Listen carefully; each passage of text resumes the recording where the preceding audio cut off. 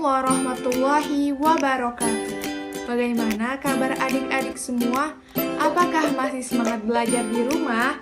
Nah, di video pembelajaran Kak Isnaini Ardiarti ini akan membahas tema 3, subtema 3 di kelas 3, perubahan wujud benda pada pembelajaran 1. Nah, sebelum kita masuk ke pembelajarannya, lebih baik kita berdoa dulu ya. Berdoa dimulai. Berdoa selesai. Nah, tujuan pembelajaran kali ini adalah kita akan mempelajari tentang mencair.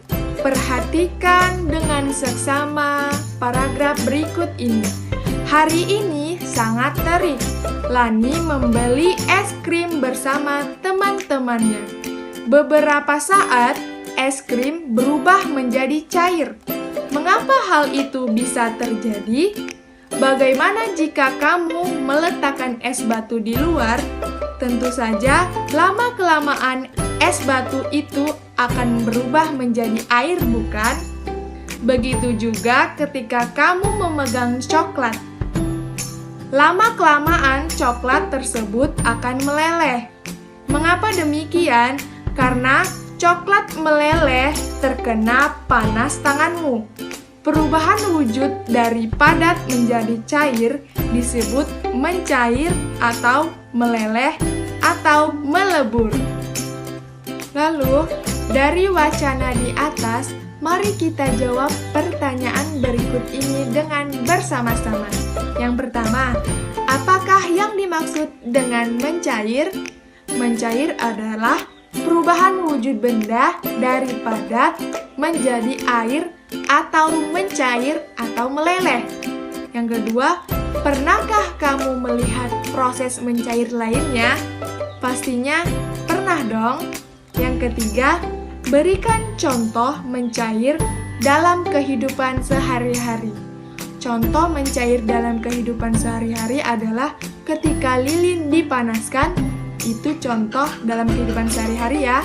Yang keempat, pada wacana di atas, proses mencair terjadi juga pada logam. Tentunya, karena logam akan mencair jika dipanaskan. Logam akan mencair atau meleleh. Mari kita lihat penjelasan selanjutnya. Benda padat jika terkena panas akan mencair. Peristiwa mencair tidak hanya terjadi pada es, namun proses mencair juga terjadi pada benda-benda padat lainnya. Apakah semua benda padat dapat mencair pada waktu yang bersamaan?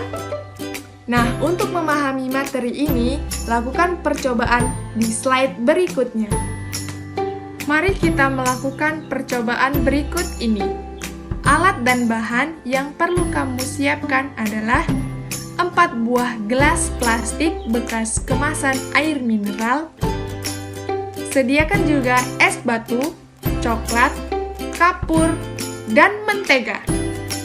Langkah-langkah percobaan berikut ini. Yang pertama, masukkan setiap benda ke dalam gelas. 1 gelas diisi dengan 1 macam benda.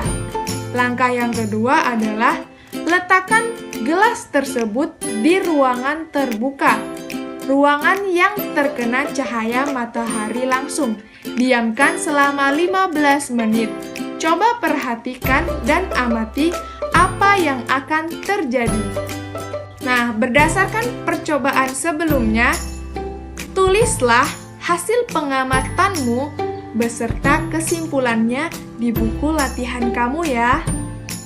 Perubahan wujud benda juga dapat kamu lakukan melalui aktivitas bermain.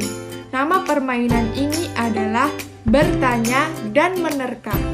Cara-cara dalam melakukan permainan ini, yang pertama, guru menjelaskan bentuk permainan dan cara pelaksanaannya. Yang kedua, siswa dibagi atas 2 kelompok. Yang ketiga, guru menunjuk 1 set kartu yang berupa contoh perubahan wujud benda dan memberi waktu kepada masing-masing kelompok untuk menyebutkan perubahan yang terjadi secara cepat. Cara yang ketiga, guru memanggil kelompok yang paling cepat, memencet bel, dan menyebutkan jawaban yang paling benar.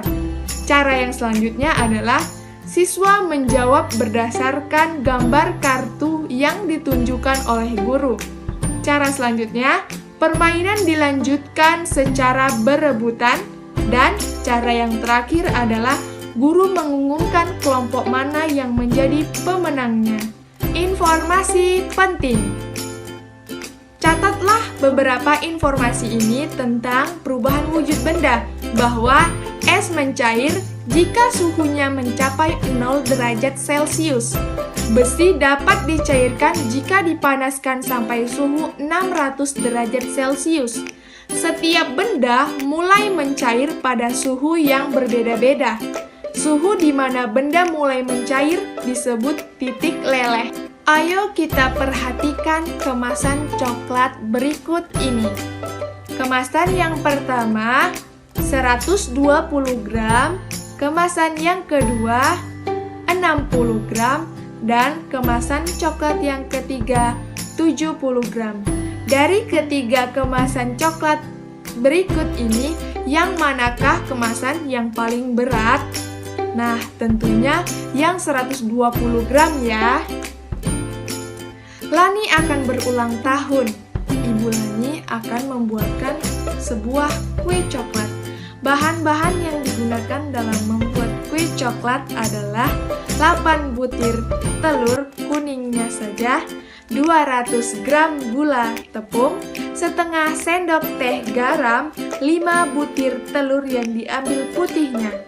Nah, bahan yang dicampur menjadi satu, yang pertama adalah 1 sendok teh baking powder, 25 gram coklat bubuk, 125 gram mentega, 25 gram maizena, dan 1 kilo coklat masak. Nah, ayo kita amati bersama-sama dari bahan dan alat-alat yang digunakan dalam Lani membuat kue coklat. Yang pertama, tulislah satuan baku yang digunakan pada resep di atas. Satuan baku adalah satuan standar. Nah, jadi satuan baku yang digunakan di dalam membuat kue coklat milik Lani adalah kilogram dan gram. Nah, satuan yang digunakan pada resep di atas yang tidak baku adalah 1 sendok teh dan butir, karena butir tidak satuan baku ya. Nah, soal selanjutnya. Bacalah soal di bawah ini, tulislah cara mendapatkan hasilnya. Mari kita selesaikan bersama-sama ya. Yang pertama, Lani membutuhkan sirup untuk membuat es buah. Berat 1 botol sirup 600 gram. Berapa gram berat dari 3 botol sirup? Ayo, siapa yang tahu? Mari kita selesaikan bersama-sama. 1 botol sirup sama dengan 600 gram. Jadi, jika 3 botol sirup sama dengan 3 dikali 600 gram sama dengan 1800 gram. Soal yang kedua. Buah yang digunakan untuk membuat es beraneka ragam. Perhatikan berat buah pada timbangan berikut ini. Lalu, jawablah pertanyaan ini bersama-sama. Pertama, berapa gram berat semua buah tersebut? Dan yang kedua, buah manakah yang timbangannya paling berat?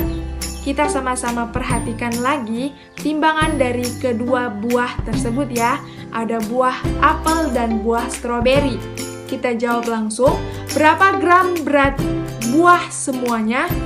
Berat buah apel ditambah berat buah stroberi. Berat buah apel sama dengan 20 ons ditambah berat buah stroberi sama dengan 35 ons. Jadi, 20 ons ditambah 35 ons sama dengan 55 ons. Karena yang dicari adalah gram, maka kita jadikan dulu ke gram sama dengan 5.500 gram. Soal yang kedua, buah manakah yang timbangannya paling berat? Kita sudah memperhatikan bahwa buah yang paling berat timbangannya adalah buah stroberi, yang mana buah stroberi adalah 35 ons. Tahukah kamu, di negara-negara yang mengalami 4 musim, saat musim dingin tiba, turunnya salju akan mencair begitu ganti musim semi. Tahukah kamu bahwa setiap butiran salju mempunyai bentuk yang khas? Bentuk ini dapat diamati di bawah mikroskop. Lihatlah gambar butiran salju tadi, terciptalah karya seni seperti berikut. Coba kamu perhatikan karya seni yang ada di layar. Kamu dapat menghasilkan karya seni. Untuk itu, kamu harus menggabungkan antara garis, bentuk, warna, dan dengan demikian hasilnya menjadi harmoni dan indah. Garis adalah goresan yang memanjang atau mempunyai arah tertentu. Garis dapat dibentuk pendek, panjang, lurus, tipis, vertikal, horizontal, melengkung, berombak, halus, tebal, miring, patah, dan masih banyak lagi sifat lainnya. Nah, bentuk juga dapat bermacam-macam, di antaranya bulat, persegi, tidak beraturan, dan sebagainya. Di warna, ada berbagai macam warna, di antaranya warna primer, yaitu warna merah, kuning, biru, dan banyak warna yang diperoleh dari pencampuran ketiga warna primer tersebut. Dapatkah kamu menyebutkan warna lainnya? Coba buat aneka bentuk garis, kamu dapat mewarnai sehingga indah hasilnya. Buatlah karya kamu pada tabel atau kotak-kotak di samping.